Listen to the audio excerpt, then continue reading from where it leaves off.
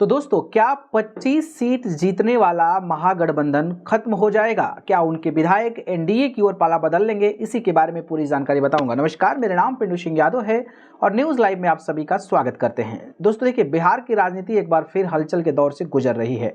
राज्य में नई सरकार के गठन के बीच बीजेपी ने दावा किया है कि महागठबंधन पूरी तरह टूट की कगार पर है और कई विधायक किसी भी समय एनडीए सरकार का साथ पकड़ सकते हैं। बीजेपी का कहना है कि विपक्ष में बैठे विधायक अपने राजनीतिक भविष्य और क्षेत्रीय विकास को देखते हुए सत्ता पक्ष के साथ पकड़ने पर विचार कर रहे हैं। बीजेपी के वरिष्ठ प्रवक्ता प्रेम रंजन पटेल ने कहा कि महागठबंधन के कई विधायक अपने क्षेत्र की समस्याओं और विकास की जरूरत को लेकर गंभीर हैं। विपक्ष में रहते हुए उन क्षेत्रों में काम करवाना मुश्किल है, ऐसे में वे बेहतर विकल्प की तलाश में हैं।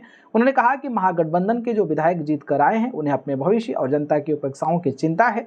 विपक्ष में बैठकर वे अपने इलाके का विकास नहीं कर सकते। जब तक वे सरकार के साथ नहीं जुड़ेंगे, तब तक विकास कार्य संभव नहीं है। पटेल ने यह भी दावा किया कि बीजेपी और एनडीए की सरकार स्थिर है और उसके पास इतना जन समर्थन है कि महागठबंधन के कई नेता खुद संपर्क कर सहयोग का रास्ता ढूंढ रहे हैं।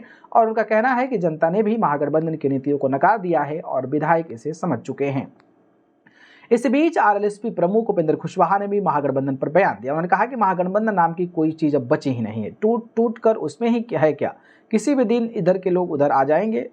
कुशवाहा ने स्पष्ट कर दिया कि महागठबंधन की स्थिति बेहद कमजोर है और वहां असंतोष लगातार बढ़ रहा है। कुशवाहा के बयान के बाद सियासी गलियारे में यह भी चर्चा तेज हुई है कि बाहरी तौर पर एकजुट दिखने वाला महागठबंधन अंदर से खंडित हो चुका है। कई विधायकों के संपर्क में होने की खबर पहले से आती रही है और अब बीजेपी के दावों के बाद इस संभावित राजनीतिक फेरबदल की आहट और तेज हो गई है। फिलहाल महागठबंधन की ओर से इस दावे पर कोई आधिकारिक प्रतिक्रिया नहीं आई है, लेकिन राज्य की राजनीति एक बार फिर बड़े बदलाव की ओर बढ़ती दिख रही है।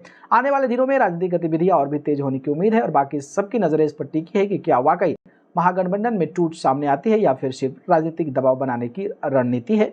बाकी आप लोगों को क्या लगता है, क्या सच में महागठबंधन टूट जाएगा? जिस तरीके से बीजेपी का प्रचंड बहुमत के साथ एक बार फिर से बिहार में सरकार बना है और तमाम जिस तरीके से नेताओं का बयान आने लगा है, क्या उसका इम्पैक्ट उस पर पड़ेगा? इस पर अपनी राय हमें कमेंट करके जरूर बताइएगा। धन्यवाद।